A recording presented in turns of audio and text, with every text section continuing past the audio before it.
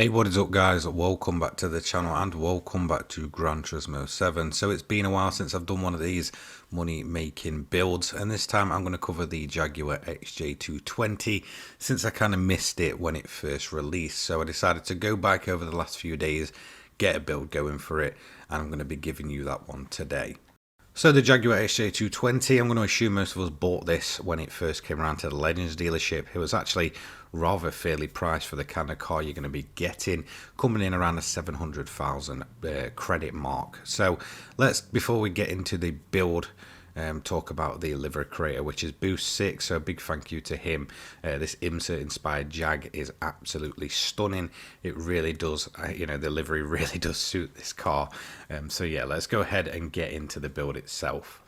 So I'm going to run the medium tyres on this one just because the performance is overall more grippy and better for this car over the hard tyres. Suspension wise, we're going to go fully customizable and go for a body height of 100 across. An anti-roll bar at the front is 6 and 8 at the rear.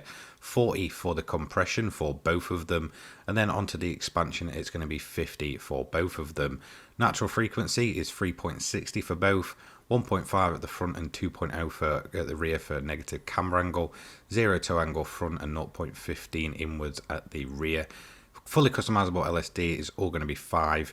Then we've got the manual transmission. Now you can put this back a little bit. I had mine at 380. It was a little bit too high, so feel free to go with default for this. No ballast and no power restriction for this one. Fully customizable ECU, 104 downforce front and 350 rear. And then we have all of the parts. So high RPM, anti-lag set to strong, racing intercooler, racing air cleaner, racing silencer, racing manifold, racing brakes, racing pads. And then we do have a brake controller, which you can do on the fly if you need to. And then if we go up here, we have the racing clutch and flywheel. And then perma mods, we have stroke up, polish ports, and increased body rigidity. So with this being a 700 pp build, we're obviously going to go into Europe, go up to the left to LeMans, click on that one, and then it's going to be this one here. It's the middle event, the 30 minutes timed 700 event. So go ahead and enter that. So before we get into how my run went with this car, let's talk about how this car is kind of set up and built. Now, I haven't weight reduced it, mainly because if you start taking weight off this car, the performance points absolutely shoot through the roof. This way, you can't really improve the power and you can't really improve the drivability of this car. Now, if you do have, say, the racing manual transmission over something like, the standard manual over the racing manual, you will be dropping performance points. Same with the increased rigidity.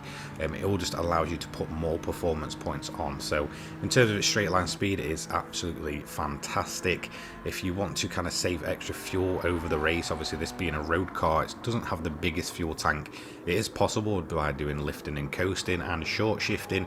Again, I would recommend you to have a shorter overall top speed in terms of your gear ratios if you do want to do short shifting.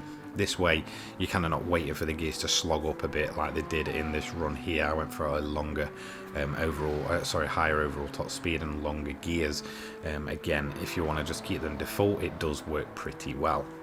So with that done and out of the way, let's get into how my run went. So first and foremost, we're just going to drop the car to fuel mix 6. This just allows you to basically save as much fuel as possible. I'm going to go rather quite aggressive on my opening lap just to work my way through the field.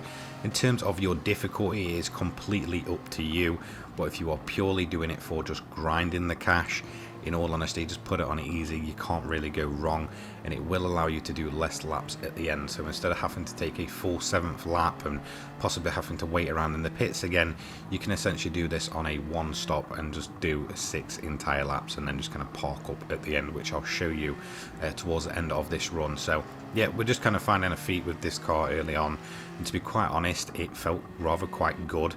The only downside to this car is the fact that we've not put the weight reduction on, meaning that it does feel quite heavy at times, but only through kind of specific corners. Once you're up at the highest speeds, which most of LeMans is, in all honesty, this car's an absolute breeze. It just seems a bit heavier to try and get it stopped. Now, if you do want to put weight reduction on, expect less overall power, but expect it to just be lighter through the corners. But again, cornering isn't really too important at Le Mans. It's a very high speed track. So we're going to work our way through the grid rather nice and easy, and we're going to catch pretty much everybody before we even get to the end of the straight here. As you can see, we're already basically just going to pull that gap straight down.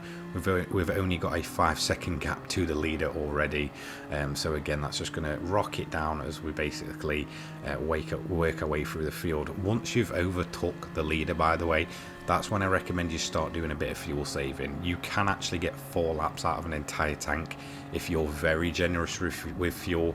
If you just do a slight bit of fuel saving and such, and you kind of go in for a longer strategy, in all honesty, naturally you'll get around about 3 laps out of a tank. If you go too aggressive though, it will begin to absolutely drink fuel, and although your lap times will be slightly faster, in all honesty you'll just be spending more time in the pit stops, which is not really what you want at Le Mans. It is such a long pit stop. So as you can see, we've already overtook the leader, and then from here, well, it's pretty smooth sailing. Again, once you've overtook the leader, go into fuel saving, just try and go as long as you can, keep your eye on the rain and such, and just kind of plan your pit stop accordingly. Like I said, you can do this on a single stop even with this car, as long as you are kind enough on kind of fuel and stuff, and obviously that you plan your tyre strategies right. So once you get to lap 2, this is when I recommend you just kind of watch the radar. Now again, most people will know this, but at Le Mans from lap 2 onwards, that's when your chance of rain increases. It might not happen every time though. However, we did begin to get a bit of rain. That rain came round about the end of lap 3, but began to form at the start of lap 3. As you can see, there you go, that is some lifting and coasting, where you just kind of lift off into the corner and then get on the brakes and such. This will allow you to save a ton of fuel, especially if you couple that with short shifting. It's rather quite easy to get 4 laps out of the tank of this car. So here we go, let's go and have a look when the rain started to form, around about the beginning of lap 3. As you can see, we've already got some cars beginning to make pit stops. In all honesty, I could see that I could probably stay out as long as it's not got the rain clouds in the radar. In all honesty, you're fine staying out. However, as you can see, as we've got towards the end of lap 3, we're going to have to make a pit stop anyway, and I'm going to predict that there's going to be a nice little downpour. Just looking at the radar there, you can see some of the thicker clouds coming in, the darker blue and more greeny sections and yellow sections that you'll see. So at this point, it's time to go on to intermediates. Now, this was kind of a hit or miss moment.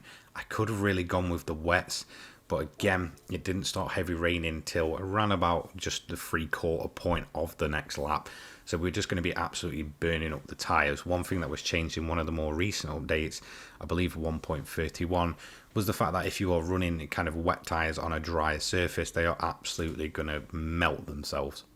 In fact, one thing you're going to see by the time the rain did start absolutely pouring down is the fact that I was running intermediates on a drier surface, that they began to chew themselves up rather quite quickly. So that should just give you a hint that, these kind of days you have to really be kind of thinking about your tyre strategy at Le Mans. You can't just go ahead and, let's say, run inters in dry conditions and just kind of stick it out for as long as you can, because they will begin to melt off, especially if the track begins to dry rather quite rapidly like it does here at Le Mans.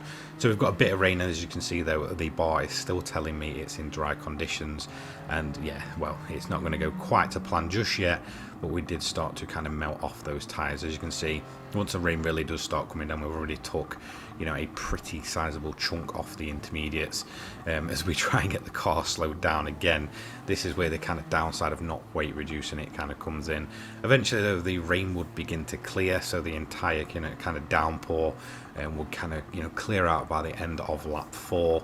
Again, it's still quite tricky out there. It's kind of sitting between full wet and intermediate conditions, but eventually it would dry out by the time we got to the end point of lap 5 pretty much. At this point, it did kind of threaten to come back, but it never did, and as you can see, we kind of got the AI who must have got caught out at some point. We did manage to pretty much overlap everybody, I think up until about P5, which is quite a rarity. It does happen sometimes, especially if they're in the middle of the track and all of a sudden it just starts to absolutely pour down. They will basically just end up being easy prey later on in the race to basically overlap them. Now, I am kind of making the decision at this point of, the intermediates are going to start wearing as soon as that bar gets into dry conditions. So I can either A, go into the pits at the end of this lap, hence why I'm taking it a bit more aggressive to burn off some fuel and basically get myself in for a pit and go onto the dries, or if I've got enough time I can do a stop and wait. So as you can see, by the time we're coming to finish the lap, we've got 0.2 laps of fuel left, so I'm going to have to pit, but I've got to make my choice now. I'm looking at the overall time, and I'm looking at the time to the P2 car, which is just at the top of the map there, and I'm thinking I can probably get away with this in terms of, you know, not pitting and such. Some of the cars just behind that one did do a bit of an extra pit stop, so I know I'm safe from them. It's just mainly the Corvette I've got to worry about. So obviously I've chosen the difficult way and the risky way of basically stopping and waiting, but it does prove that you can basically stop and wait with around about 3 minutes on the clock. As long as your run's clean and you time everything correctly, there's no reason why you can't just kind of sit there at the line. So we are going to get kind of unlapped in terms of the AI. They will unlap themselves, obviously crawling up to us here. So again, even if the P2 car does end up catching us on the line, we can essentially slow it down and probably cross quite safely. As you can see though, the gap was around about 3 minutes, 3 minutes 40 for the entire lap. So that gave us enough time to essentially stop and wait for over 3 minutes and then cross the line nice and easy. So it is very much possible. So let's have a look at the overall time. We did it in 30 minutes, 8:08, so not even 30 minutes and a second. We did a fastest lap on lap 2 when we was fuel saving of a 4 minute 12.285. If you don't fuel save, you can expect very low 4 minutes, possibly even in the 3 minutes if you're pushing the car hard enough. But again, I wouldn't really recommend that. But even in fuel mix 6, look, you can expect low 4 minutes without fuel saving, kind of, you know, lifting and coasting and all that good stuff. So overall, not a bad run at all, and that's going to give us the typical payout of 825,000 credits. Again, as long as you don't overtake under yellow flags, you'll never lose the clean race bonus here. So there we go. It's going to take us up towards the 10 million mark, and we're going to get a 3-star roulette ticket for our hard work. Yeah, typical. So there we have it. That is the first money build in a while. Again, I may cover the Mercedes. I do have a build for that for Sardinia, so I might kind of just pop that up tomorrow. Who knows? But again, I didn't really cover these cars when they first kind of came fresh in the update. I just kind of had other things going off, so I do apologise for that. But, you know, we did get there eventually, covering my personal favourite car from the last update, the XJ220. So thank you so much for watching. If you enjoyed this, don't forget to leave a like, comment and subscribe. Turn your notifications on so you don't miss an upload by me. I upload GT7 and motorsport content each and every day for your viewing pleasure.